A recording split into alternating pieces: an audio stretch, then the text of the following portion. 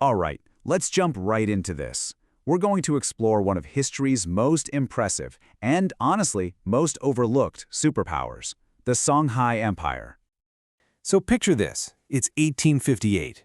A German explorer named Heinrich Barth has just finished this absolutely brutal journey across the Sahara, and he stumbles upon ruins. The ruins of a city called Gaul. This was supposed to be a legendary capital, but all he finds are a few hundred huts where a massive city once stood, its grand mosque being literally swallowed by sycamore trees. A ghost of a city. And you can imagine what's going through his mind, right? It's the same question that's going to drive our entire story today. How does one of Africa's greatest empires just vanish into thin air? To even begin to answer that, we've got to go back, way back. We need to understand the unique world that created this empire in the first place. So, in West Africa, you basically got these two giant, opposing forces that shape everything. On one hand, the Sahara Desert, this massive, seemingly endless ocean of sand. And on the other, you've got the Niger River, a ribbon of life, a fertile artery cutting right through the desolation, making civilization even possible. And this incredible geography, this river next to this desert, it created a powerful economic engine, the trans-Saharan trade. You had massive caravans constantly crossing the desert. From the south, you had enormous amounts of gold, ivory, spices, and enslaved people moving north. And from the north, things like salt, which was like gold back then for preserving food, horses, and textiles moved south. A constant flow of immense wealth. So what made all this possible? What was the key that unlocked this treasure chest? It was the camel. I mean, this animal is a biological marvel, basically built for the desert. It could carry huge loads for incredible distances. The camel literally made empire-building trade a reality. And with all this money flowing, a predictable pattern starts to emerge in the region. You see this cycle of empires rising, getting super rich, and then falling, just to make way for the next one. Historians actually have a name for it, the imperial cycle. It's kind of like a domino effect. First, you get the Empire of Ghana. They control the trade routes. They get weak, and then boom, one of the states they used to control, the Mali Empire, rises from the ashes and becomes even bigger and wealthier. And when I say wealthy, I mean ridiculously wealthy. You've probably heard of the Emperor of Mali, Mansa Musa. Well, in 1324, he goes on his pilgrimage to Mecca with a caravan of 60,000 people. 60,000! And get this, he brings 80 camels, each one carrying 300 pounds of solid gold. He gave so much of it away that he literally crashed the price of gold in every city he visited for more than a decade. Just, wow. But, that imperial cycle keeps on turning.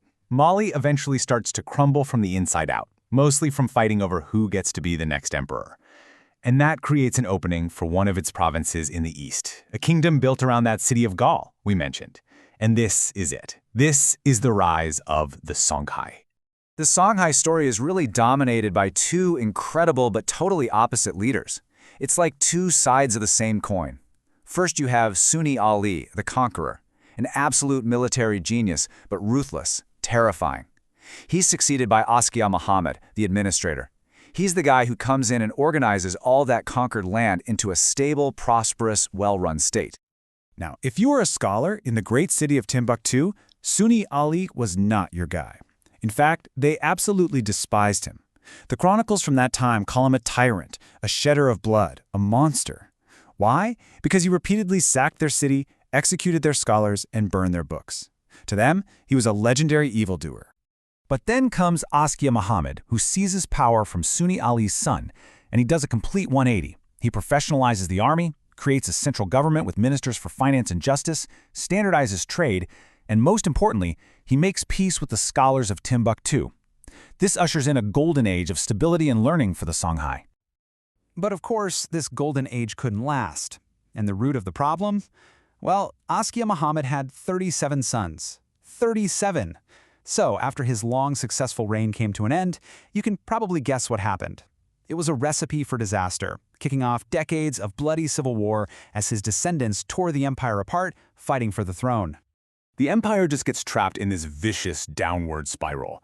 Askiya Muhammad is overthrown by his own son, who then gets killed himself.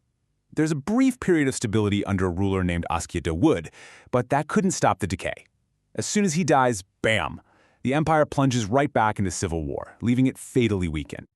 And this internal weakness came at the absolute worst possible moment. Because to the north, the rival kingdom of Morocco saw its chance. They were ambitious, and they had a revolutionary new military technology that the Songhai had completely overlooked: gunpowder. And this is the turning point. In 1591, at the Battle of Tondibi, you have the massive Songhai army of about 40,000 soldiers facing just 4,000 Moroccans. But those Moroccans had 2,000 musketeers and 8 cannons. The Songhai army, armed with spears and bows, was annihilated. The age of cavalry and archers was over. Just like that. The defeat was total. The great Songhai cities, Gao, Jinnah, and Timbuktu, were all sacked and looted. The empire didn't just weaken, it shattered into a million pieces. And when a superpower collapses like that, it leaves a massive power vacuum. Where one great empire had provided stability, now you had dozens of smaller kingdoms all fighting each other. Tragically, this chaos coincided with the arrival of European trading posts on the coast. All that constant warfare fueled a boom in the slave trade, as captured enemies were sold to feed the horrifying industrial-scale machine of the transatlantic slave trade. You know, this wasn't just a political collapse. It was a cultural catastrophe. The Moroccan invaders looted Timbuktu, burned its libraries, and sent its leading scholars to Morocco in chains. As one chronicler lamented, it was the utter collapse of learning itself. Which brings us right back to where we started, to those overgrown ruins that Heinrich Barth found centuries later. The fall of Songhai is a powerful reminder that when an empire collapses, it's not just armies that are defeated and walls that crumble. What's truly lost is a civilization's collective memory, its wisdom, its unique way of seeing the world, and that's a loss that can never be recovered.